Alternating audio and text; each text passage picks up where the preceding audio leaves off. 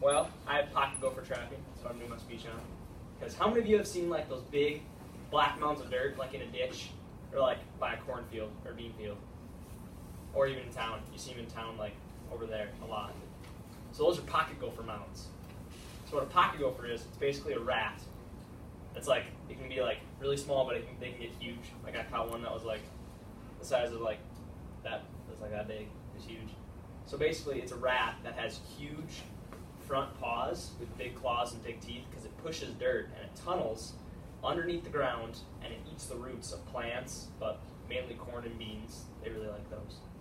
So what they do is they hurt farmers a lot because they'll destroy a lot of their crop, and when you're driving on them, it's just really, really bumpy because one gopher can have up to 12 mounds. So, and they populate really, really quickly, so you can have two gophers and it can get out of hand really quick. So basically, I started trapping pocket gophers for an organic farmer because he can't use poisons that a lot of farmers put in their holes. So he had me trap them, and this is the trap of choice.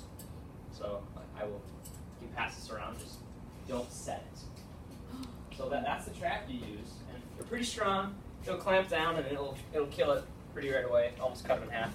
But today I'm going to show you the basics of trapping gophers. So I'll show you how to probe a hole. So you'll need a long screwdriver, so that's what I have. You'll need traps, and you'll want a shovel. Usually I don't, but in class we will. And then you want a board.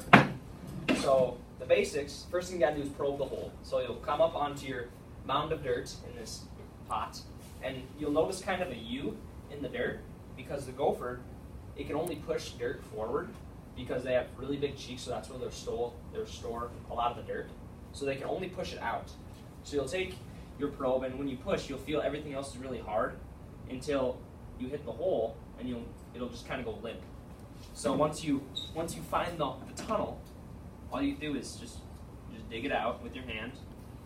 So you kind of, I mean, they won't bite you because they won't be right in their hole, but you basically got to dig your arm all the way down the tunnel and dig out all the dirt until you can fit your trap in there. So now that we have the tunnel dug out, so that's how you probe the hole. We'll show you how to set the trap. So with these traps, basically what you do on this big end, you push it down like this. Then you take, this is called the dog. I don't know why it's called the dog, but that's just what they're called. You take the dog, and this right here is the pan, right here. So once they hit that, these will close. So you take that, and you put it right there. So when you're setting these, there's two ways you can set them. You can set them hard, and you can set them light. So when you set them hard, if you can see that, Nick, you see how there's a lot there? So if you move it really close, there's barely any there.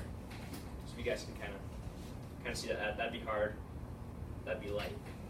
So what you'll do is you'll take your trap like this, and basically what will happen, you'll stick that down in the tunnel, and when the gopher, depending on what set you'll do, I'll get into that too, the two different types of set, the gopher will come in, and it'll hit this, and it'll just snap it.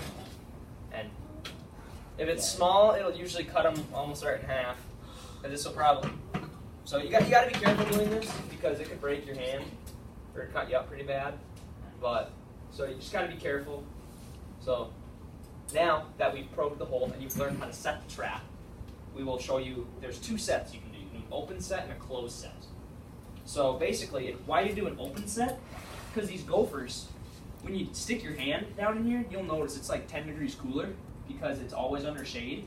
So why you'll do an open set is when you stick your trap down in the tunnel, that gopher is going to feel that the tunnel's been opened because it's going to get really warm really fast, so he's going to come to push dirt up in there. So when you leave it open, he's going to know exactly where that open spot is because he'll feel it. So basically, he's going to come crawling up the hole, and he's going to hit it pretty much right away, and I snap down on him. So that's a closed set, and that works pretty good.